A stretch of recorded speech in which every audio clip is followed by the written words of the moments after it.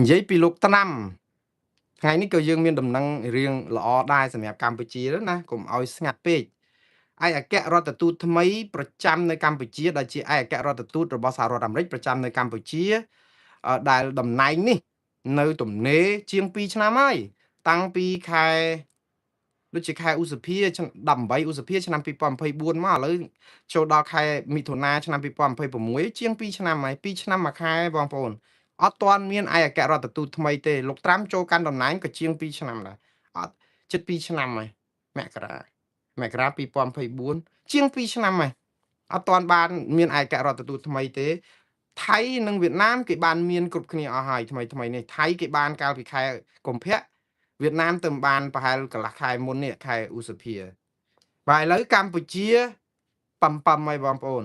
ចិត្តបានគេហើយព្រោះអីបានជាខ្ញុំនិយាយចឹងថ្ងៃនេះលោកត្រាំគាត់បានស្នើឈ្មោះឯកអគ្គរដ្ឋទូតថ្មីប្រចាំនៅកម្ពុជាឯកអគ្គរដ្ឋទូតថ្មីនេះគឺជាបងប្អូនពាក្យថាស្នើបានន័យថាម៉េចពាក្យថាស្នើគឺបានន័យថាគាត់ដាក់ឈ្មោះទៅហើយទុកឲ្យព្រឹទ្ធសភាជាអ្នកអនុម័តទៅយ៉ាងណាកាលលើកមុនអត់មានឈ្មោះទៅទៀត2ឆ្នាំហ្នឹងអត់ទាន់មានឈ្មោះឯកអគ្គរដ្ឋទូតថ្មីប្រចាំនៅប្រទេសកម្ពុជានៅឡើយទេប៉ុន្តែថ្ងៃនេះគឺសេតវិមានបានបញ្ចេញឈ្មោះលោក Christopher Anderson លោក Christopher Anderson ហ្នឹងជាអ្នកណាតាមពិតគាត់ធ្លាប់ធ្វើការនៅច័រចាគាត់ធ្លាប់ធ្វើការនៅអ៊ុយក្រែនគាត់ធ្លាប់ធ្វើការច្រើនដែរលោក Christopher Anderson នេះគឺមែនតែនទៅជាកូនកាត់ពីសាសប៉ុន្តែរស់នៅ3-4ប្រទេសម្ដាយរបស់គាត់គឺជនជាតិស៊ុយអាតឪពុករបស់គាត់គឺជនជាតិអាមេរិកដែលបានទៅរៀនយកអាហារូបករណ៍ Fulbright នៅស៊ុយអាតក៏ទៅជួបម្ដាយគាត់នឹងស្រឡាញ់គ្នាប៉ុន្តែដល់ពេលទៅកើតនៅអ៊ីរ៉ង់ឯណោះអញ្ចឹងលោក Anderson ឬក៏ Christopher Anderson នេះគឺមានដើមកំណើតនៅអ៊ីរ៉ង់តែមកនៅស៊ុយអាតមកនៅដាណឺម៉ាកនៅអីច្រើនអញ្ចឹងជីវិតគាត់នឹងគឺនៅច្រើនប្រទេសអត់ទៅកម្ពុជាទេតែឥឡូវនេះលោកត្រាំក៏បានសម្រេចឲ្យស្នើឈ្មោះទៅព្រឹទ្ធសភាដើម្បីបោះឆ្នោតទៅបើសិនបោះឆ្នោតជាប់គឺគាត់នឹងបានទៅបម្រើជាឯកអគ្គរដ្ឋទូតថ្មីរបស់សហរដ្ឋអាមេរិកប្រចាំនៅកម្ពុជាបងប្អូនរឿងនេះមិនដឹងយូរប៉ុណ្ណាទេព្រោះសមាជិកព្រឹទ្ធសភារៀងនៅអូសជើងយូរហើយនៅសល់ច្រើនប៉ុន្តែអ្វីទាំងអស់ហ្នឹងការយឺតយ៉ាវមិនមែនតែព្រឹទ្ធសភាដូចខ្ញុំធ្លាប់បញ្យល់ចឹងគឺលក្ខណៈបច្ចេកទេសនឹងមួយវាមិនហើយមួយទៀតគឺរឿងនយោបាយហើយនឹងរឿងសិទ្ធិមនុស្សនិងរឿងចំហទំនាក់ទំនងរវាងអាមេរិកនិងកម្ពុជាដែរប៉ុន្តែអ្វីដែលគួរឲ្យល្អគួរឲ្យសប្បាយចិត្តដែរសប្បាយចិត្តសម្រាប់អ្នកប្រជាធិបតេយ្យតែមិនសប្បាយចិត្តសម្រាប់ថ្នាក់ដឹកនាំកម្ពុជាហ្មងទេព្រោះលោកChristopher Anderson នេះធ្លាប់កាន់ការងារនៅក្នុងគណៈកម្មការស្ដីអំពីសិទ្ធិមនុស្សនិងសិទ្ធិការងារនិងប្រជាធិបតេយ្យដែរអញ្ចឹងគាត់ដឹងពីកិច្ចការប្រជាធិបតេយ្យសិទ្ធិមនុស្សអញ្ចឹងបើសិនជាគាត់ទៅកម្ពុជាអាចនឹងមានឥទ្ធិពលនៅក្នុងការជួយលើកទឹកចិត្តឲ្យរដ្ឋាភិបាលកម្ពុជាស្ដារសិទ្ធិមនុស្សនិងប្រជាធិបតេយ្យឡើងវិញអញ្ចឹងយើងសង្ឃឹមអញ្ចឹងដែរហើយសង្ឃឹមថានៅពេលដែលគាត់ចូលទៅប្រទេសកម្ពុជាក៏នឹងអាចជជែកជាមួយរដ្ឋាភិបាលកម្ពុជាទៅថាកុំងើបមួយវាយមួយបើយើងចង់ឲ្យមានងើបមួយវាយមួយនោះស្ដារសិទ្ធិមនុស្សប្រជាធិបតេយ្យរៀបចំការបោះឆ្នោតដោយសេរីត្រឹមត្រូវនិងយុត្តិធម៌អញ្ចឹងទៅប្រជាពលរដ្ឋមិននឿយនឹងរដ្ឋាភិបាលចាប់ដាក់គុកទេបាទឥឡូវព័ត៌មានចុងក្រោយពីអាមេរិកឯនេះទៅវិញគឺលោកត្រាំកំពុងតែពិភាក្សារឿងចង់ពង្រាយអាវុធបរមាណូនៅអឺរ៉ុបកំពុងឲ្យអ៊ីរ៉ង់លុបបំបត្តិអបមាណូហ្នឹងអ៊ីរ៉ង់វល់ចុះឡើង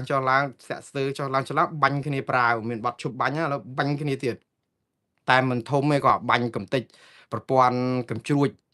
មីស៊ីលរបស់អ៊ីរ៉ង់នឹងអានាវាឬក៏អូបបតូចដែលយកមកបរិយាយមីននៅច្រកហូមូសអីចឹងទៅដូចថាបង្អើលអ៊ីរ៉ង់ធម្មតាយុទ្ធសាស្ត្ររបស់អាមេរិកចរចាបដៅវាយបដៅព្រោះស្ងាត់ពេកអ៊ីរ៉ង់ដូចស្រួលពេកចឹងគម្រាមខ្លះទៅបាញ់ខ្លះទៅធ្វើឲ្យគ្នានោះបាក់ស្បាតចឹងទៅរលុះតាមអតិពលក្នុងការចរចាចឹងវាគ្មានយុទ្ធធរអីទេបងប្អូនប៉ុន្តែណាហើយរឿងនយោបាយតែអញ្ចឹងឯងបងប្អូនគេវាយបដៅគេចរចាបដៅតែអញ្ចឹងគ្រាន់តែថាចរចាបដៅវាយបដៅដូចខ្មែរនិងថៃគឺយើងចាញ់ថៃដោយសារតែយើងខ្សោយជាងគេបាទអាមេរិកវាយបដៅចរចាបដៅមួយអ៊ីរ៉ង់មានតែទ្រាំខ្លួនវាមានតែប៉ុណ្្នឹងឯងអញ្ចឹងភាគីជនរងគ្រោះគឺអ៊ីរ៉ង់ខ្មែរយើងវាយមួយថៃចរចាបដៅភាគីជនរងគ្រោះគឺខ្មែរវាអកុសលអញ្ចឹងព្រោះយើងវាទៅមិនដល់គេណាប៉ុន្តែឥឡូវនេះដល់ពេលដែលចង់ឲ្យអ៊ីរ៉ង់ឈប់ផលិតអាវុធបរមាណូឈប់ស្តុកទុកគ្រឿងដែលអាចយកទៅផលិតអាវុធបរមាណូបានលោកត្រាំកំពុងតែពិភាក្សាពង្រាយអាវុធបរមាណូនៅតាមប្រទេស ដែលជាអង្គការអាត្លង់តិកខាងជើងគណៈកម្មការស្អី NATO របស់គាត់ហ្នឹងយកទៅដាក់នៅប្រទេសផ្សេងទៀតដែលអត់ទាន់មានអាវុធបរមាណូមានន័យថាម៉េចបងប្អូន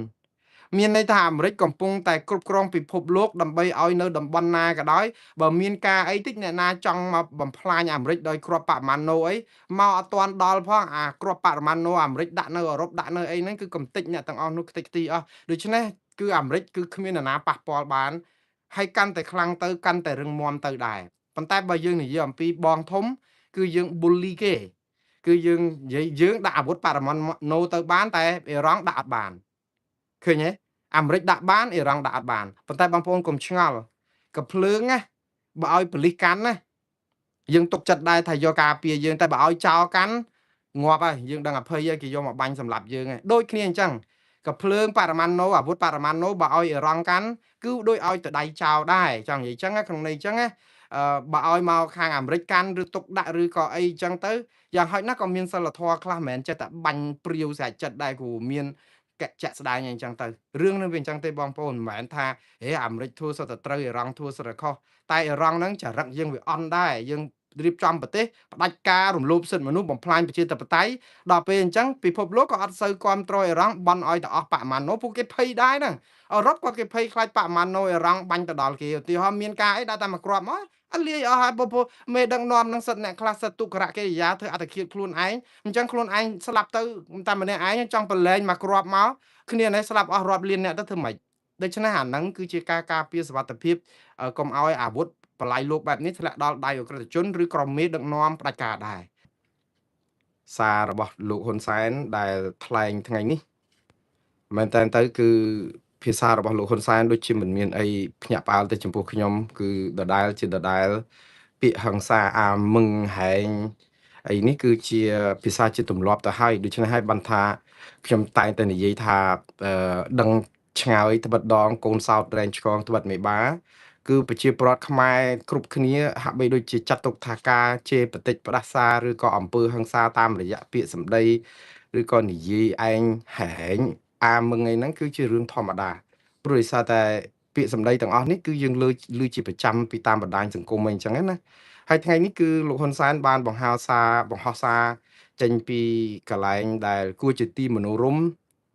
គាត់ទៅពិនិត្យមើលអាគារសង់ថ្មីនៃវិមានឬក៏ថាជាអាគាររដ្ឋបាលរបស់ខាងពន្ធដារខាងអីនោះណាវិជាទីមនោរម្យមែនហើយក៏ប៉ុន្តែឆ្លៀតឱកាសនោះលោកក៏បានបង្ហោះសារហើយសាររបស់លោកនេះគឺប្រកបដោយពាក្យគ្រុតគ្រៀតហើយនឹងជាពិសេសគឺសារដដែលងើបមួយវាយមួយដោយលោកពុំមានថាបើអ្នកណាហ៊ានចង់ផ្ដួលរំលំរដ្ឋាភិបាលនិយាយទៅគាត់ប្រើឃ្លាមួយដែលអឺជាភាពឆ្លាតវៃរបស់លោកហ៊ុនសែនដែរព្រោះអីថ្នាក់ដឹកនាំប្រើពាក្យមួយដើម្បីឲ្យមានភាពគ្រប់គ្រាន់នៅក្នុងការងើបមួយវាយមួយគឺគាត់ថាអ្នកណាដែលមានចេតនាចង់ផ្ដួលរំលំរដ្ឋាភិបាលគឺលោកនឹងងើបមួយវាយមួយដោយមិនអនុគ្រោះនោះឡើយក៏ប៉ុន្តែវាខុសពីអ្វីដែលគាត់ធ្លាប់ធ្វើពីលើកមុនលើកនេះគាត់មានឃ្លាមួយដែលជាឃ្លាជំនួសដែលស្ដាប់ទៅរៀងព្រោះតិចដែរគាត់ថាចំពោះអ្នកដែលចង់ផ្ដួលរំលំរដ្ឋាភិបាលនេះខុសរដ្ឋធម្មនុញ្ញខុសអីហ្នឹងគឺលោករក្សាសិទ្ធិងើបមួយវាយមួយគឺអត់បណៃអនុគ្រោះអីទេក៏ប៉ុន្តែបើអ្នកណាតស៊ូមតិឬក៏រៀបចំផ្លាស់ប្ដូររដ្ឋាភិបាលតាមរបៀបសន្តិវិធីស្របតាមរដ្ឋធម្មនុញ្ញលោកគោរពសិទ្ធិរបស់គេនៅក្នុងការតស៊ូមតិនយោបាយបែបនេះភាសាបែបនេះគឺជារឿងប្លែកតិចបន្តិចដែរព្រោះអីលោកហ៊ុនសែនគាត់អត់ដែលផ្ដល់ជំរឿសឲ្យប្រជាពលរដ្ឋអំពីច្រកនៃការដែលត្រូវតស៊ូមតិដោយអហិង្សាឯណាទេព្រោះគាត់ដឹងថាអ្នកណាក៏ជាខ្មាំងសត្រូវរបស់បដិវត្តដែរសំទោសអ្នកណាក៏ជាខ្មាំងសត្រូវរបស់រដ្ឋាភិបាលនិងគណៈបកកណ្ដាលអំណាចនេះដែរឲ្យតែធ្វើអ្វីខ្ទាស់ទៅនឹងគណៈបកកណ្ដាលអំណាចឬក៏ធ្វើអ្វីមួយក៏ដោយចង់ផ្លាស់ប្ដូររបៀបដឹកនាំរដ្ឋដែលកំពុងតែគ្រប់គ្រងដោយគ្រួសារតកូលហ៊ុនសពថ្ងៃព្រោះកន្លងមកហ្នឹងគឺមិនមែនជារឿងធ្វើតាមនីតិវិធីធ្វើត្រូវច្បាប់ត្រូវរដ្ឋធម្មនុញ្ញអីទេព្រោះគាត់ងើបមួយវាយមួយហ្នឹងគឺសំដៅលើអ្នកណាក៏ដោយឲ្យតែមកចង់ឲ្យក្រុមគ្រួសារតកូលហ៊ុនហ្នឹងបាត់បង់ពីអំណាចតាមមធ្យោបាយណាក៏ដោយព្រោះយើងដឹងហើយតាមមធ្យោបាយអីដែលគិតថាយើងគេចផុតពីការងើបមួយវាយមួយមិនបានព្រោះអី តាមមធ្យោបាយនៃគណៈបកសង្គ្រោះជាតិដែលទៅបោះឆ្នោតមានសម្លេង55កៅអីក្រុមប្រឹក្សាឃុំសង្កាត់5007កៅអីរំលាយគេចោលអស់ធ្វើច្បាប់ថ្មីអ្នកណាងើបមកវាយមួយចាប់មេគេដាក់គុកឥឡូវនេះដោះលោកកម្មសខាឲ្យនៅក្រៅគុកក៏ប៉ុន្តែដាក់គុកនៅក្នុងជញ្ជាំងអត់ឲ្យធ្វើនយោបាយអីទៀតតែអ្វីទាំងអស់ដែលពួកគាត់ធ្វើហ្នឹងគឺធ្វើតាមស្របតាមរដ្ឋធម្មនុញ្ញនិងនីតិវិធីស្របច្បាប់តាមានធ្វើខុសច្បាប់មកពីណាក៏ប៉ុន្តែគាត់ចាត់ទុកថាអាទង្វើអស់ហ្នឹងគឺជាអំពើខុសច្បាប់ត្រូវតែងើបមួយវាយមួយដូច្នេះនៅពេលដែលលោកហ៊ុនសែនថាអ្នកណាដែលធ្វើតាមសន្តិវិធីតាមត្រឹមត្រូវតាមអីតាមរដ្ឋធម្មនុញ្ញគឺនឹងរួចខ្លួនគាត់មិនងើបមួយវាយមួយទេអនុញ្ញាតឲ្យគោរពសិទ្ធិគោរពការបញ្ចេញមតិឬជំហរនយោបាយរបស់គេក៏ប៉ុន្តែនេះគ្រាន់តែជាពាក្យគាត់ថាក៏ប៉ុន្តែការអនុវត្តជាក់ស្ដែងយើងឃើញថាអ្នកណាក៏ដោយឲ្យតែមាននិយាយទៅគឺធ្វើតាមនីតិវិធីត្រឹមត្រូវអីក៏ដោយប៉ុន្តែបើសិនជាមានការបកកគ្រោះថ្នាក់ហានិភ័យដល់ការបាត់អំណាចប្រជាប្រិយរបស់គណៈបកកណ្ដាលអំណាចគឺអ្នកនោះឯងត្រូវតែជាក្រុមឧទាមក្រុមខ្មាំងក្រុមបដិវត្តពណ៌ក្រុមខុសច្បាប់ក្រុមអីអញ្ចឹងទៅហើយត្រូវតែចាប់ដាក់ពន្ធនាគារហើយទាញច្បាប់ឲ្យយឺតដោយកៅស៊ូហ្នឹងដូច្នេះ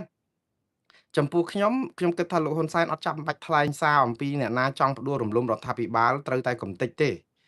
ព្រោះអីភាសាដែលកំទេចឬក៏ងើបមួយវាយមួយឬក៏ចាត់ការដើម្បីរក្សាសន្តិសុខសង្គមនេះណាគឺមានចែងនៅក្នុងរដ្ឋធម្មនុញ្ញហើយមិនចាំបាច់លោកហ៊ុនសែនថាឬក៏ព្រមានទេនាំតែខកសម្ដីឬក៏ធ្វើឲ្យសម្ដីនឹងវាគ្រូតគ្រាទេព្រោះអីច្បាប់ការពារតាគ្មានបុគ្គលណានៅក្នុងរដ្ឋកម្ពុជាឬប្រទេសកម្ពុជាដែលអាចប្រើអំពើហិង្សានៅក្នុងការផ្ដួលរំលំរដ្ឋាភិបាលបានទេព្រោះរដ្ឋការពារយើងអញ្ចឹងតាមានអ្នកណាលើកទឹកចិត្តឲ្យធ្វើអំពើហិង្សាសូម្បីតែថ្ងៃក្រោយមកនៅពេលឧទាហរណ៍គណៈបកប្រជាជនកម្ពុជាចាញ់ឆ្នោតទៅវិញរួចទៅតស៊ូមតិដើម្បីប្រមូលផ្ដុំគ្នាដើម្បីយកអំណាចមកវិញបើសិនជាធ្វើគណៈបកប្រជាជនកម្ពុជាទៅកសាងកម្លាំងប្រដាប់អាវុធដើម្បីដណ្ដើមសម្លេងឆ្នោតពីគណៈបកណាមួយដែលដណ្ដើមឈ្នះឆ្នោតទៅថ្ងៃអនាគតឧទាហរណ៍ចឹងគណៈបកប្រជាជនកម្ពុជានឹងត្រូវគេបង្ក្រាបតាមរដ្ឋធម្មនុញ្ញដែលការពារសុខសន្តិភាពសន្តិសុខសង្គមដែរនឹងច្បាប់នឹងវាការពារអញ្ចឹងហើយដូច្នេះពាក្យថាអំពើហិង្សាអំពើអបគមអំពើ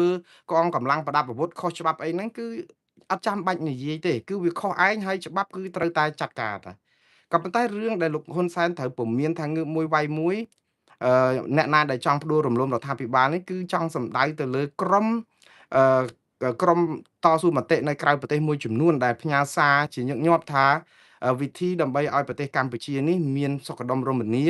ហើយនឹងមានអធិបតេយ្យអីគ្រប់ត្រឹមត្រូវហ្នឹងគឺទាល់តែផ្ដួលរំលំបដូរតកូលហ៊ុនចេញអញ្ចឹងទៅប៉ុន្តែការដែលគាត់ប្រើឃ្លាថាបដូរតកូលហ៊ុនហ្នឹងភាគច្រើនគឺគាត់ថាត្រូវតែផ្ដួលរំលំរដ្ឋាភិបាលសពថ្ងៃចេញដើម្បីជំនួសឲ្យរដ្ឋាភិបាលថ្មី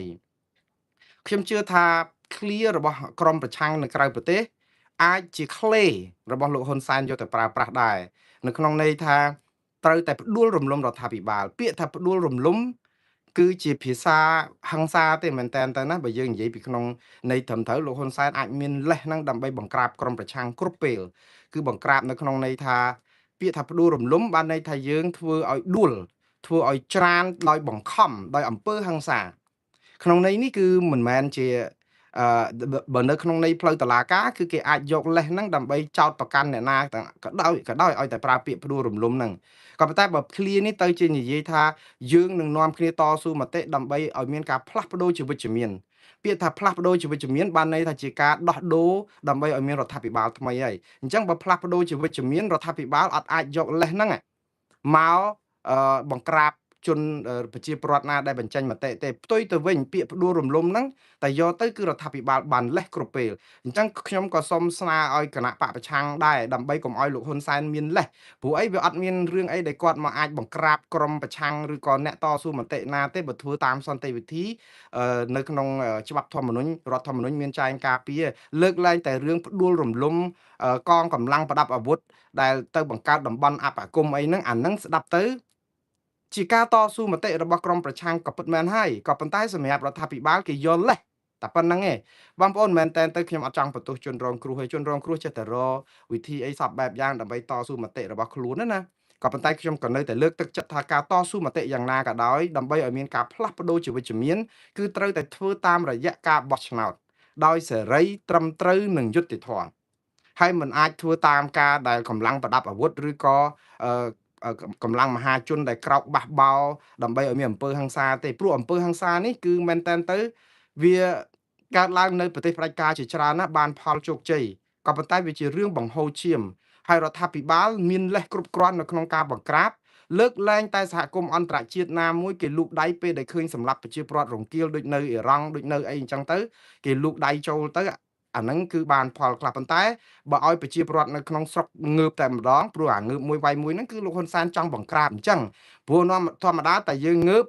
គាត់វាយតែបើយើងងើបច្រើនគាត់វាយអត់អស់ទេអាងើបមួយវាយមួយហ្នឹងឯងដែលស្ងាត់ស្រុកប៉ុន្តែតែងើបច្រើនគឺធម្មតាវាមានការបង្ហូរឈាមរដ្ឋាភិបាលចង់រងពនុងរបស់អង្គការសហប្រជាជាតិដែរដូច្នេះលោកហ៊ុនសែនដើម្បីទប់កុំឲ្យងើបច្រើនហ្នឹងគឺគាត់ងើបមួយវាយមួយសិនដល់អញ្ចឹងមនុស្សបាក់ស្បាតទៅមិនអាចនឹងក្រោកតវ៉ាបានទេប៉ុន្តែបងប្អូនខ្ញុំលើកទឹកចិត្តទាំងអស់គ្នាទាំងគណៈបកប្រឆាំងទាំងគណៈបកកណ្ដាលអំណាចថ្ងៃក្រោយធ្លាក់ឆ្នោតឬមិនធ្លាក់ឆ្នោត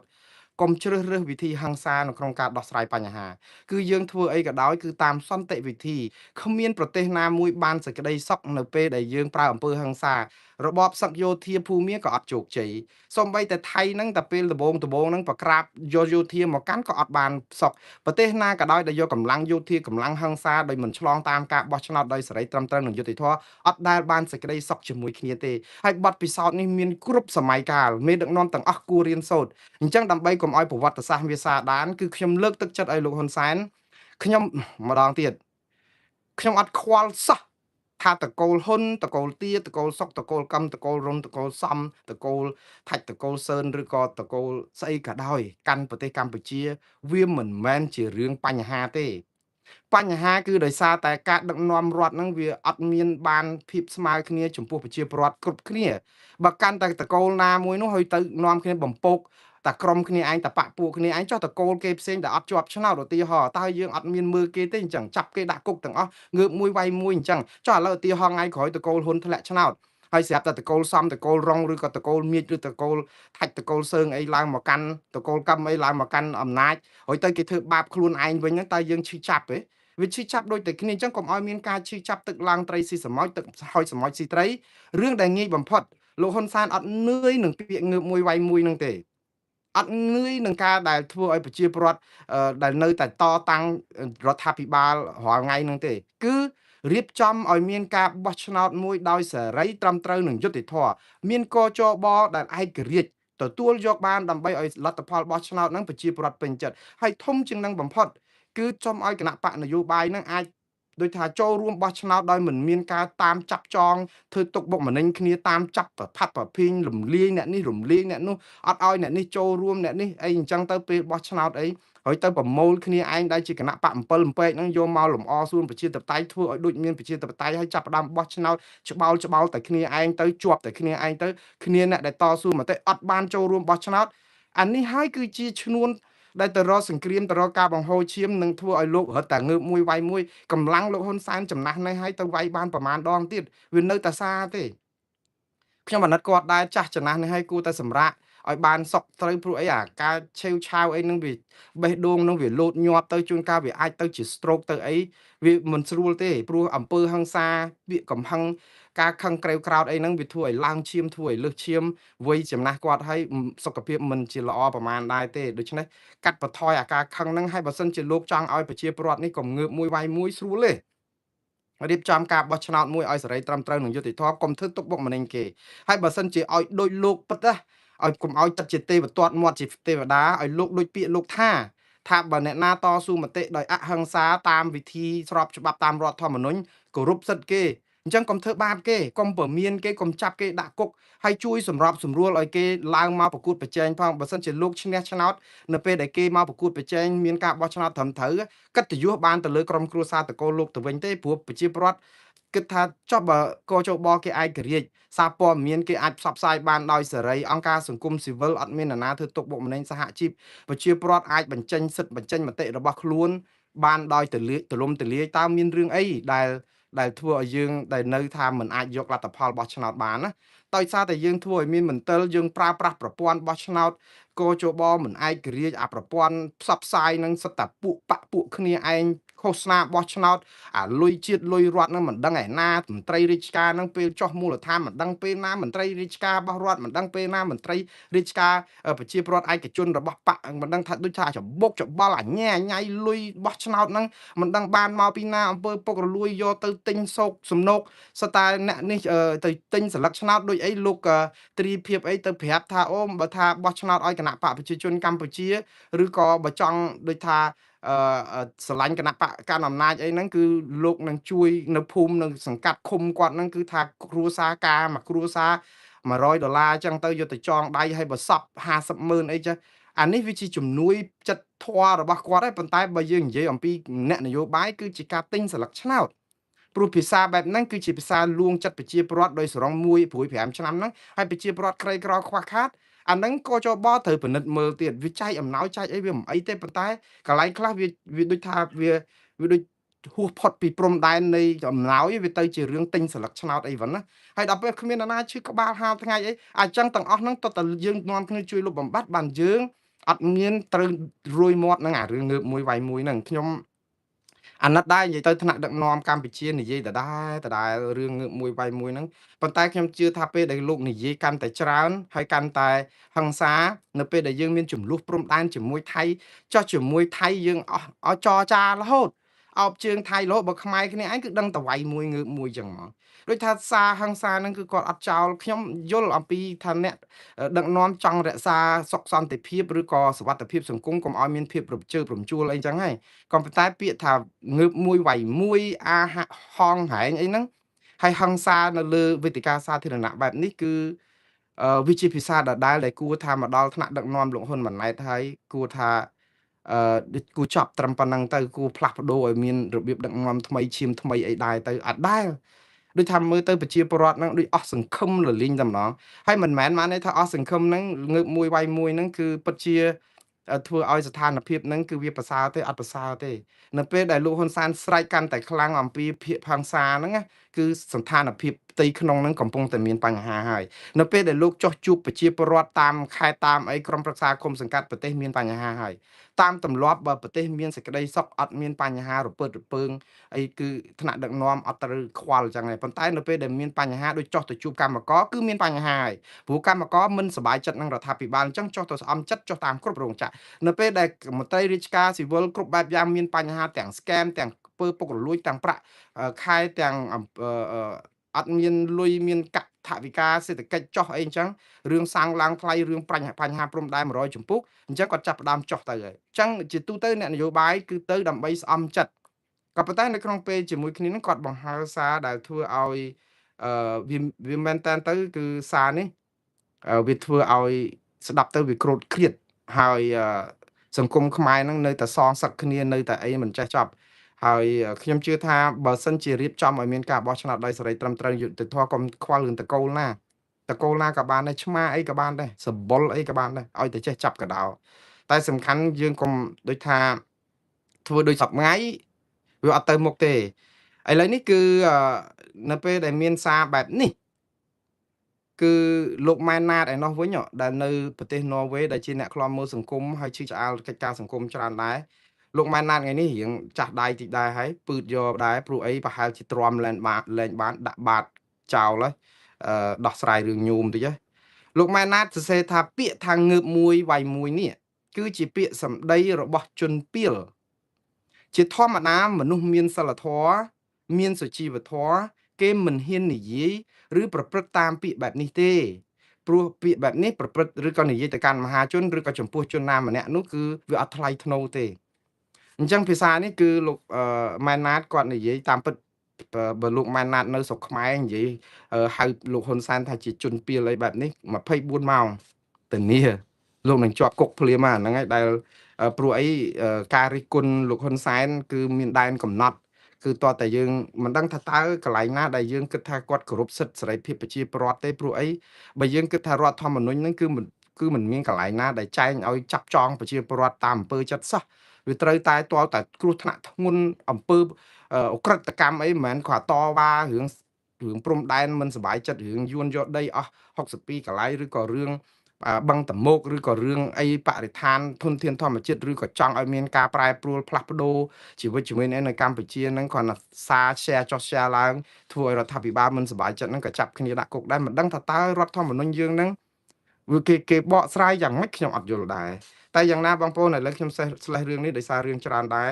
ខ្ញុំទៅរឿងទី2កម្ពុជាជូនដំណឹងជាផ្លូវការទៅថៃ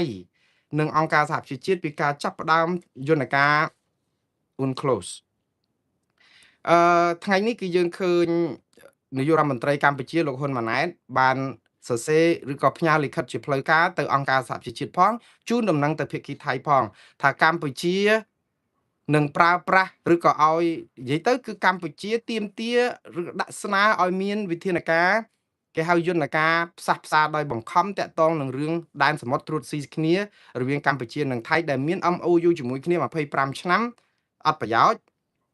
ព្រោះថៃថាអត់ប្រយោជន៍ក៏លុបចោលបាត់ទៅឥឡូវនេះកម្ពុជាអត់ជំរឿសថាมันអាចទៅចែកគ្នាបានទៅក៏ប្រើយន្តការជូនដំណឹងទៅអង្គការសហប្រជាជាតិនិងប្រទេសថៃឲ្យដឹង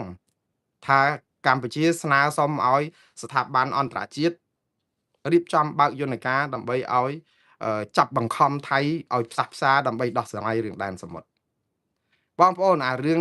យន្តការផ្សះផ្សាដោយបង្ខំហ្នឹងវាជាយន្តការដែលយើងធ្វើមកហ្នឹងគឺដូចទៀតទៅគេរៀបចំគណៈកម្មការមួយទៅគឺថៃ2នាក់ខ្មែរ2នាក់មន្ត្រីជំនាញកិច្ចការព្រំដែនហ្នឹងព្រំសមុទ្រអីហ្នឹងហើយទៅមានម្នាក់ជាកដាល5នាក់ហ្នឹងដើម្បីពិភាក្សាដោយសារប្រទេសកម្ពុជានិងថៃលែងត្រូវគ្នាអាចជួបគ្នាក្នុងគូភាគីតទល់បានទេតតរគេហៅថានីតិវិធីផ្សះផ្សាដោយបង្ខំហ្នឹងដើម្បីដោះស្រាយរឿងព្រំដែនទឹកសំណួរសួរទៅវិញថាហេតុអីបានជារឿងព្រំដែនទឹកពេលនេះរឿងអីក៏សំខាន់ខ្លាំងហ្មងម្ល៉េះនៅពេលដែលអា MOU នោះវាទៅរំលឹកចោលអត់ទាន់ណាណាធ្វើអីបានទេព្រំដែនទឹកនោះអត់ទាន់ណាណាធ្វើអីបានទេព្រោះអីវានៅប្រទាំងប្រទិសគ្នាហើយអា MOU 2001ហ្នឹងលុបចោលមែនតែលុបដោយគណៈរដ្ឋមន្ត្រីទេតាមពិតគឺសភាអត់ទាន់បានលុបទេណាកុំភ្លេចថា MOU 2001នេះធ្លាប់ត្រូវបានរដ្ឋាភិបាលមុនអភិសិទ្ធវិជ្ជាជីវ៉ាធ្លាប់លុបម្ដងហើយណាគឺគាត់លុបនៅពេលដែលគាត់ស្អប់លោក Thaksin Shinawatra នេះដែលឡើងមកត្រូវបានលោកហ៊ុនសែនតែងតាំងជាទីប្រឹក្សារបស់គណៈរដ្ឋមន្ត្រីខ្មែរនេះនៅពេលនោះឯងដែលលោកអភិសិទ្ធវិជ្ជាជីវ៉ាឡើងមកដោយសារតែ MOU 2001ហ្នឹងគឺចុះហត្ថលេខាក្នុងរជ្ជកាលរបស់លោកហ៊ុនសែននិងលោក Thaksin គឺគេលុបចោលតែម្ដងប៉ុន្តែវាអត់បានផលទេព្រោះដោយសារលុបចោលដោយឯកតោភាគីអត់មានសភាចង់និយាយចេះសភាដល់ពេលលោកអ្នកស្រីយីងឡាក់ស៊ីនវ៉ាត់ដែលជាប្អូនស្រីបង្កើតរបស់លោកThaksinឡើងមកកាន់អំណាចគឺយកអា MOU ហ្នឹងមកវិញមានប្រសិទ្ធភាពវិញចឹងទៅដូច្នេះ MOU 2001ហ្នឹងបើថាលុបទៅមែនសភាថៃអត់ទាន់លុបទេវានៅតែលតោលនៅនឹងដែរទេក៏ប៉ុន្តែវាចំហហ្នឹងវាទៅរឿងហ្នឹងវាអត់ទាន់ទៅដល់ណានៃទេព្រោះអីអត់ទាន់អ្នកណារំលោភដែនសមុទ្រកម្ពុជាឬអីទេព្រោះវានៅប្រទីងបតងគ្នាវាអត់ទាន់មានកប៉ាល់ទឹកនាវាទឹកអីមកបាញ់គ្នាអីលាក់នឹងលាក់អីអញ្ចឹងទេហើយដោះស្រាយកន្លែងណាមួយអត់ត្រូវគ្នារុករករ៉ែជីករ៉ែទៅយើងឆ្លោះគ្នាអត់ទាន់រឿងដែលមិនទាន់មែនតើណាគឺរឿងព្រំដែនខ្មែរដីគោកនេះមួយថៃ62កន្លែងនេះដែលថៃយកអស់62កន្លែងហើយយើងថាអ្នកណានៅណានៅហ្នឹងហើយឥឡូវគេដាក់បលាលួសមករហូតអានេះបានទៅប្តឹងទៅតុលាការអន្តរជាតិយុត្តិធម៌អន្តរជាតិនិងព្រហ្មទណ្ឌអន្តរជាតិខ្ញុំនៅតែលើកទឹកចិត្តថារឿងដែលមិនទាន់ខ្លាំងជាងគេគឺរឿងព្រំដែនគោកឯងមិនមែនព្រំដែនទឹកមិនមែនថៃទេព្រំដែនទឹកអត់គិតទេចឹងបើថៃគេចាប់ផ្ដើមចង់យកតំបន់ត្រួតស៊ីគ្នាអត់ប្តឹងគេទេប្តឹងត្រូវហើយក៏ប៉ុន្តែវាអត់ទាន់មានរឿងចំនួនរហូតដល់មាននាវាថៃមួយទឹកអីមកបាញ់មកសម្លាប់អីទាហានជើងទឹកយើងឬក៏មកគ្រប់គ្រងដែនកោះណាមួយនៅក្នុងដែនសមុទ្រដែលកំពុងប្រទីងបន្ទង់គ្នានេះព្រោះអីវាអត់ទាន់មានរឿងចង់និយាយចេះមានរឿងហើយនេះអត់ទាន់ដោះស្រាយទេទៅដោះស្រាយឲ្យអត់មានរឿងនៅឡើយទៅវិញខ្ញុំកំពុងតែឆ្ងល់ហើយនិយាយពីញ៉ាត់ធ្លាក់មកដូចមេឃដូចភ្លៀងបាក់មេឃចឹងញ៉ាត់ហ្នឹងគឺធ្លាក់មកគ្រប់ទិសទីមានតាំងពីសំបីតាអ្នកនាំពាក្យរដ្ឋាភិបាលហ្នឹងក៏ចេញញ៉ាត់គាំទ្រលោកហ៊ុនម៉ាណែតដែរខ្ញុំអត់យល់មិនដឹងថានីតិវិធីគេយ៉ាងម៉េចខ្ញុំកំពុងតែឆ្ងល់ឥឡូវឧទាហរណ៍ក្រុមគ្រួសារយើងម៉ែឪយើងនៅក្នុងផ្ទះយើងហ្នឹងតំណាងឲ្យយើងហើយទៅម៉ែប្រាប់ថាអឺសម្រាប់ចិត្តអីមួយអញ្ចឹងទៅស្រាប់តែកូនទាំងអស់ហ្នឹងមកចេញញ៉ាត់គាំទ្រម៉ែឪហើយចុះកាលម៉ែឪពេលមុននឹងសម្រាប់ហ្នឹងអត់សួរកូនចៅនៅក្នុងផ្ទះជាមួយគ្នានឹងសិនថាព្រមអត់ទេចឹងបានន័យថាមុននឹងចេញញត្តិជាផ្លូវការតំណាងឲ្យរដ្ឋាភិបាលបានឲ្យកូនចៅនឹងត្រូវគ្នាព្រមអស់ហើយទៅដល់ពេលម៉ែឪចេញញត្តិមួយចេញសេចក្តីប្រកាសទៅបានកូនចៅហ្នឹង ហើយអ្នកនាំពាក្យរដ្ឋាភិបាលអង្គភាពនិងមន្ត្រីរាជការនៅក្នុងអង្គភាពរដ្ឋាភិបាលហ្នឹងបានចេញញត្តិគាំទ្រលោកហ៊ុនម៉ាណែតហើយខ្លួនឯងនៅក្នុងរដ្ឋាភិបាលអត់ជជែកគ្នាទេអញ្ចឹងហ៎ឥឡូវចេញមកក្រសួងយុតិធម៌ចេញមកគណៈកម្មការកិច្ចការព្រំដែនអីហ្នឹងមកគឺថាហូហែតាមគ្នាអញ្ចឹងទាំងអស់ទៅចេញញត្តិគាំទ្រខ្ញុំអត់ជំទាស់ញត្តិទេខ្ញុំអត់និយាយទៅខ្ញុំអត់ជំទាស់ជំហររដ្ឋាភិបាលរឿងទឹកដីរឿងព្រំដែនអីទេទៀមទាពីថៃបានមកវិញការពារដែនអធិបតេយ្យល្អណាស់ខ្ញុំគាំទ្រ100%ហើយក៏ប៉ុន្តែនីតិវិធីនឹងវាហាក់បីដូចជាប្លែកមែនតើហើយដល់ពេលបើថាព្រឹទ្ធសភាអីចេញមកអាហ្នឹងយើងមិនទៅជាជំទាស់ហើយព្រោះព្រឹទ្ធសភាគឺជាស្ថាប័នដាច់ដោយឡែកពីនីតិប្រតិបត្តិរបស់រដ្ឋាភិបាលដែលមានក្រសួងមន្ទីរអីចឹងណាហើយនឹងទីស្តីការគណៈរដ្ឋមន្ត្រីដែលជាសេនាធិការរបស់រដ្ឋាភិបាលទៀតហើយមុននឹងសម្រាប់អីចឹងលោកហ៊ុនម៉ាណែតសរសេរឆ្កុយទៅម្នាក់ឯងសិនណាហើយទៅបានក្រសួងមន្ទីរអីហ្នឹងហែហមចេញញត្តិវាធ្វើឲ្យឃើញអំពីភាពថាការងារយើងដូចជាអត់មានប្រព័ន្ធដឹកនាំឲ្យត្រឹមត្រូវមួយថាចេញញត្តិមួយតំណាងឲ្យរដ្ឋាភិបាលគឺតំណាងឲ្យរដ្ឋាភិបាលចាំបាច់ចេញញត្តិការពារគាំទ្ររដ្ឋាភិបាលមិនទៀតបើយើងជាក្រសួងមន្ទីរ20 30ហ្នឹងជាបោះសេនាធិការរបស់រដ្ឋាភិបាលហើយហ្នឹងអញ្ចឹងបានន័យថារដ្ឋាភិបាលពីមុនមកអត់ដែលពិគ្រោះជាមួយយើងទេតោះចេញសារឲ្យបានយើងចេញញត្តិគាំទ្រនេះគឺជាសារនយោបាយដ៏គួរឲ្យចម្លែកមែនតើស្រុកយើងនេះហើយទៅបើថាទាហានចេញមកឃើញហើយឥឡូវកងទ័ពជើងទឹកកងទ័ពក្រសួងការពារជាតិចេញញត្តិមកគាំទ្រខ្ញុំអត់ប្លែកទេក្រសួងការពារជាតិចេញញត្តិមកគាំទ្រនិងស្ថាប័នប្រសិទ្ធភាពចេញញត្តិមកគាំទ្រវាព្រោះអីទាហានយើងវាត្រូវឯករាជ្យសភាយើងឯករាជ្យចេញញត្តិគាំទ្រវារៀងដូចអត់ប្លែកតិចទេព្រោះអីរដ្ឋាភិបាលចេញហើយចឹងគាំទ្រទៅឲ្យមានស្ថាប័នផ្សេងអាហ្នឹងស្ដាប់ទៅដូចជាវាសមប្រកបតែដល់ពេលក្រសួងមន្ទីរខ្លួនឯងហើយនឹងអ្នកនាំពាក្យរដ្ឋាភិបាលចេញញត្តិគាំទ្រ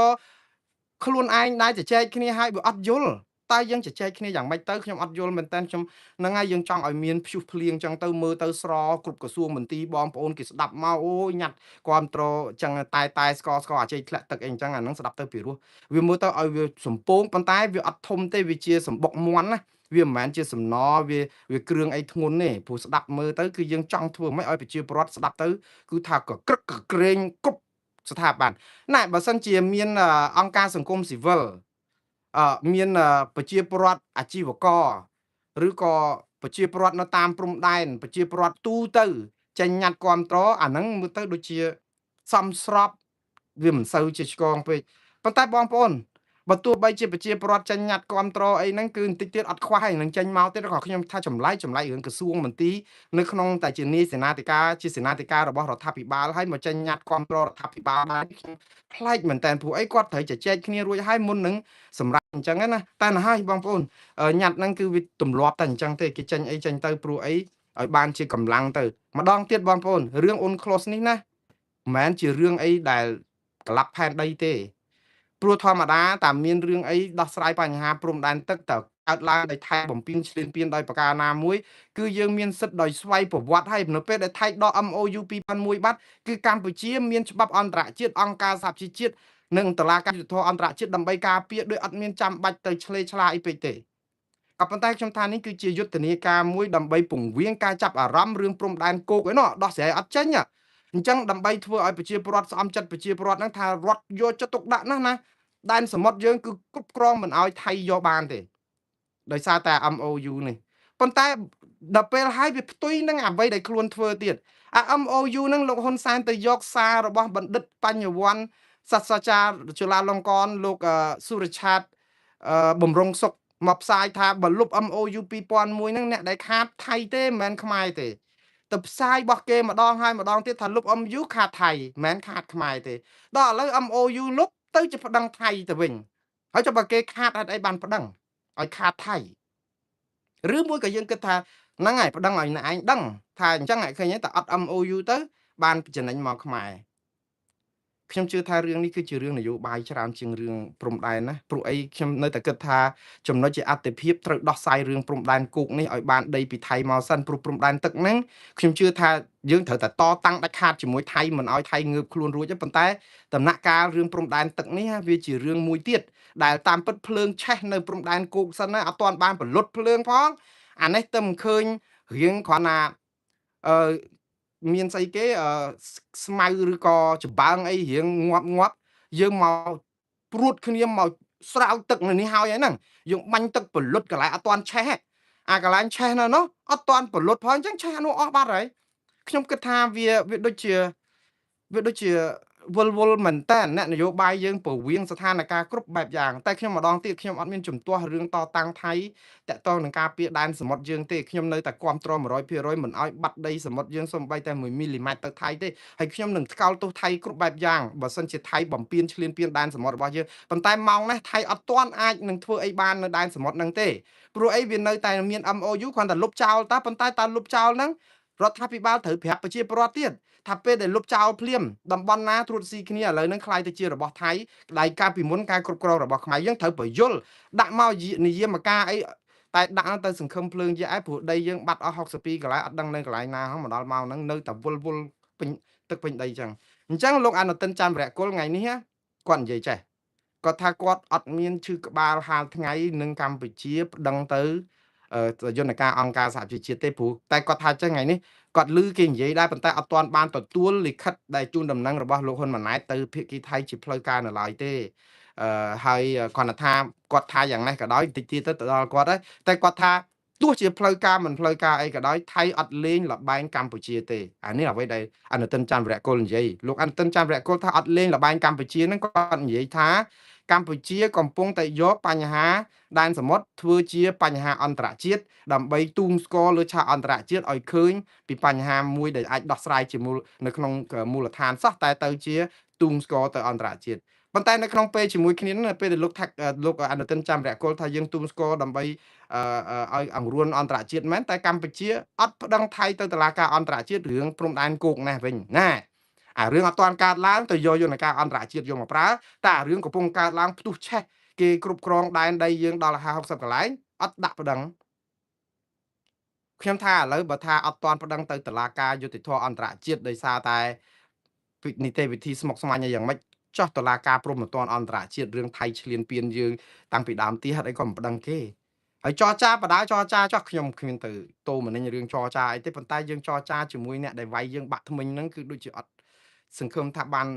ប្រផលអីសោះព្រោះអីអត់មានអាញាកណ្ដាលយើងត្រូវមានអ្នកកណ្ដាលព្រោះយើងវាយគ្នាហើយដេរាប់ធ្នេហើយយើងជាជនរងគ្រោះនេះទៅនឹងគេវាយទៀតហើយឥឡូវយើងមើលនៅច្រកមុំ3ថ្ងៃហ្នឹងគឺប្រទាញបតុងគ្នារុញច្រានគ្នាស្រែកកំហុកដាក់គ្នាទាហានថៃនិងទាហានខ្មែរក៏ភ្លើងជ្រងច្រាងបងប្អូនសាកសម័យទៅមើលនេះមុំ3ក៏ភ្លើងជ្រងច្រាងទាហានខ្មែរយើងក៏ទប់ទាហានថៃមិនអោយរាយបលាលួសបន្ថែមទាហានថៃគឺនៅតែដាក់រាយបលាលួសហើយប្រឈមគ្នាយ៉ាងខ្លាំងរហូតតតែ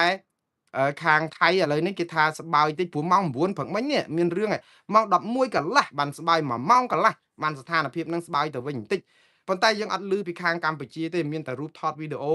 ដែលទាហានថតមកស្រែកកំហុកដាក់គ្នាហ្នឹងទាហានខ្មែរហ្នឹងអង្គអាចក្លាហានណាស់ទៅទប់មិនអោយថៃដាក់លបងមករហូតថាដីនឹងដីខ្មែរថៃមិនអាចចេះមកធ្វើអីស្រែកចិត្តទេឮសំឡេងនៅក្នុងវីដេអូក៏ប៉ុន្តែអ្នកនាំពាក្យយោធាថៃលោកប៊ិនថៃស៊ូវ៉ារីថាស្ថានភាពនៅតំបន់មុំ3ដែលមានប្រទាញបតុងគ្នាជាមួយនឹងទាហានខ្មែរនេះគឺបានស្បើយទៅវិញអាចដោះស្រាយបានក្រោយជជែកគ្នាហើយទាហានថៃទាហានខ្មែរព្រមដកថយមកវិញយើងអត់មានសេចក្តីថ្លែងការណ៍របស់ក្រសួងការពារជាតិទេអានេះពីការនាំពាក្យអ្នកនាំពាក្យក្រសួងការពារជាតិថៃគឺលោកប៊ិនថៃស៊ូវ៉ារីនិយាយថាទាហានខ្មែរព្រមដកថយពីកន្លែងដែលប្រទាំងប្រទិសគ្នាព្រោះម៉ោង9កន្លះទាហានថៃចោតប្រកាន់ថាមានទាហានខ្មែរដំបូងទៅតែ5នាក់ទេក្រោយមកឡើងដល់20នាក់ជាងដែលធ្វើឲ្យស្រែកកំហុកដាក់គ្នាហើយទៅថៃគេប្រកាន់ចំហថាអាកន្លែងមុំ3ហ្នឹងអាកន្លែងគេរាយបលាលួសហ្នឹងគឺជាដែនអធិបតេយ្យរបស់គេហើយគេថាដែនអធិបតេយ្យគឺសំដៅទៅលើថាមានបទឈប់បាញ់ដែលកម្ពុជាចុះហត្ថលេខាអ្នកណានៅហ្នឹងក៏ប៉ុន្តែទាហានកម្ពុជាច្បាស់ដែរថាអត់មានអាណាកន្លែងហ្នឹងអត់មានបោះថៃទេប៉ុន្តែឥឡូវម្ដងទៀតថៃទេគេអះអាងថាទាហានខ្មែរព្រមដកថយពីកន្លែងប្រទាញបតុងគ្នាហ្នឹងដើម្បីកុំឲ្យប្រឈមមុខដាក់គ្នាឥឡូវស្ថានភាពរៀងស្បើយបន្តិចហើយតែខាងកម្ពុជាអត់ទាន់មានសេចក្តីថ្លែងការណ៍រាយការណ៍មកថាតើកម្ពុជាពិតជាដកថយឬក៏ថៃក៏ដកថយទាំងសងខាងទុកកន្លែងហ្នឹងអីអញ្ចឹងទៅខ្ញុំជឿថាខ្ញុំរកមើលដែរតែមិនទាន់ឃើញក្រសួងការពារជាតិថ្លែងទេព្រោះអីរវល់នឹងផ្ញើញ៉ាត់គ្រប់គ្រងលោកហ៊ុនម៉ាណែតទៅរឿងព្រំដែនសមុទ្រអាព្រំដែនគោកនេះដូចខ្ញុំនិយាយកំពុងតែឆេះគឺយើងកំពុងតែគិតរឿងសមុទ្រសិនបាទឥឡូវយើង តកតងនឹងរឿងនេះដែរគឺថ្ងៃនេះយោធាថៃលោកវិនថៃស៊ូវ៉ារីក៏តបទៅនឹងកម្ពុជាដែរតកតងមួយករណីទៀតគឺកម្ពុជាក្រសួងការបរទេសបានផ្ញើលិខិតតវ៉ាទៅថៃពីរឿងដាក់ពុតបដិមានៅក្នុងដីដែលថៃវាយដណ្ដើមគ្រប់គ្រងបានហ្នឹងកម្ពុជាចាត់ទុកថាពុតបដិមាជាង36អង្គគឺជារឿងខុសច្បាប់នៅក្នុងដែនអធិបតេយ្យកម្ពុជាហើយលើកទង់ជ័យពីកន្លែងទៀតនៅខេត្តព្រះវិហារហ្នឹងសុទ្ធតែជារឿងខុសច្បាប់ទាំងអស់ថៃលោកវិនថៃស៊ូវ៉ារីតបមកកម្ពុជាវិញថាច្រានចោលរាល់ការលើកឡើងនេះគេថាគេធ្វើនៅក្នុងដីគេធ្វើដើម្បីរឹតបន្តឹងស្មារតីនិងជួយដល់លើកទឹកចិត្តដល់ទាហានគេជួមុខលាក់នឹងលាក់ហើយនឹងសន្តិសុខនឹងការយល់ខុសគ្នាគេរាយបលាលួសគេដាក់អីហ្នឹងគឺដើម្បីឲ្យដឹងថាដីហ្នឹងដីគេកុំឲ្យយើងច្រឡំទៀតហើយគេធ្វើនេះគឺស្របតាមបទឈប់បាញ់ដែលមានសេចក្តីថ្លែងការណ៍រួមចុះថ្ងៃទី27ខែធ្នូឆ្នាំ2025ដែលយើងប្រាប់ថាអ្នកណានៅហ្នឹងដីហ្នឹងគឺដែនអធិបតេយ្យរបស់គេឃើញនៅបងប្អូនម៉ាត់ណាក៏គេយកអាបទឈប់បាញ់យើងយកមកជន់យើងវិញដែរហើយយើងម៉ាត់ណាក៏យើងថាបទឈប់បាញ់អ្នកណានៅហ្នឹងគឺថៃនៅហ្នឹងខុសច្បាប់តែនៅក្នុងបទឈប់បាញ់យើងអាចបានថាថៃខុសច្បាប់ទេយើងឲ្យគេនៅហ្នឹងអញ្ចឹងមកបាទរឿងនេះគឺវែងឆ្ងាយណាស់បងប្អូនយើងនឹងតទៅទៀតប៉ុន្តែខ្ញុំលើកទឹកចិត្តឲ្យបងប្អូនមេត្តាជួយធ្វើយ៉ាងម៉េចជំរុញឲ្យរដ្ឋាភិបាលប្តឹងថៃទៅតុលាការយុត្តិធម៌អន្តរជាតិនិងព្រហ្មទណ្ឌអន្តរជាតិឲ្យខាងតែបានហើយធ្វើញត្តិគាំទ្រដែរសូមឲ្យញត្តិសភានាយកដ្ឋានអីអង្គការស្ថាប័នពាក់ព័ន្ធទាំងអស់នៅកម្ពុជាសូមធ្វើញត្តិឲ្យស្រោចដូចទឹកធ្លាក់បាក់មេឃចឹងមើលគាំទ្ររដ្ឋាភិបាលឲ្យប្តឹងទៅអង្គការសហជីវជាតិតុលាការយុត្តិធម៌អន្តរជាតិនិងព្រហ្មទណ្ឌអន្តរជាតិដែរមើលរឿងព្រំដែនគោកណាអារឿងទឹកហ្នឹងល្អហើយធ្វើចុះប៉ុន្តែយើងគិតមករឿងគោកអីគេយកអស់ហើយនេះអារឿងទឹកហ្នឹងគឺមិនទាន់ទេវានៅប្រទៀងបន្ទង់គ្នានៅឡើយយើងអីក៏ប្រញាប់ទៅមើលកន្លែងហ្នឹងម៉េះធ្វើឲ្យពីឥឡូវទៅក៏ល្អដែរប៉ុន្តែដូចខ្ញុំនិយាយចឹងថាអាភ្លើងកំពុងឆេះព្រៃនៅព្រំដែនគោក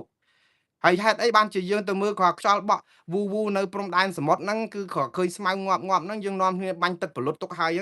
វាល្អហើយបាញ់ចោះប៉ុន្តែទឹកយើងវាអត់មានទឹកយើងវាខ្សត់អញ្ចឹងយកកម្លាំងទឹកយកកម្លាំងអាគីភ័យពលុតអីហ្នឹងមកជួយគ្នាពលុតអាភ្លើងកំពុងឆេះសន្ធោសន្ធៅនៅព្រំដែនគោកសិនអីព្រោះអារឿងនេះគឺជារឿងសំខាន់ជាអាយុជីវិតដែរឥឡូវនេះគឺតកតងនឹងអ្នកសង្កេតការអាស៊ានខាងភាគីកម្ពុជាចុះទៅថតរូបថតបន្ថែមទៀតនៅតំបន់ច្រកអានសេះដែលដឹកនាំដោយគណៈប្រតិភូមានតំណាងឲ្យប្រទេសហ្វីលីពីនទៅទៀតទៅថតរូបទៀតដែរបងប្អូនបានថានាំគាត់ទៅដល់តំបន់មុំ3នឹងម្ដងក៏ល្អដែរព្រោះអីនាំទៅតាតំបន់ដែលគេដាក់កុងតឺន័រឲ្យទៅថតបានទៅរូបស្រីគេក្លាហានគេបានរូបបងអាស្រីដូចនោះល្អបានតែត្រឹមរូបថតអត់មានរបាយការណ៍ស្អីទេខាង AOT របស់អាស៊ានហ្នឹងឥឡូវសរសេររបាយការណ៍សរុបលទ្ធផលមកចុះទៅប្រមាណសារហ្នឹងចេញអីហើយចេញជាអនុសាសន៍អីគេខ្លះហើយលើកទឹកចិត្តឲ្យមិនរកឃើញអីគេខ្លះអត់មានរបាយការណ៍អីសោះមានតែក្រសួងការពារជាតិថាឥឡូវបានចុះទៅហើយរក្សាយើងប្រកាន់ខ្ជាប់ទូនីតិថាយើងគ្រប់តាមបទឈប់បាញ់យើងអីអញ្ចឹងល្អហើយប៉ុន្តែចុះខាងគេនៅណា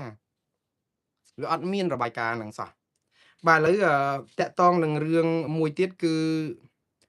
អឺខ្ញុំនៅសល់ពេលប្រហែលជា4នាទី5នាទីទៀតតែប៉ុណ្ណោះ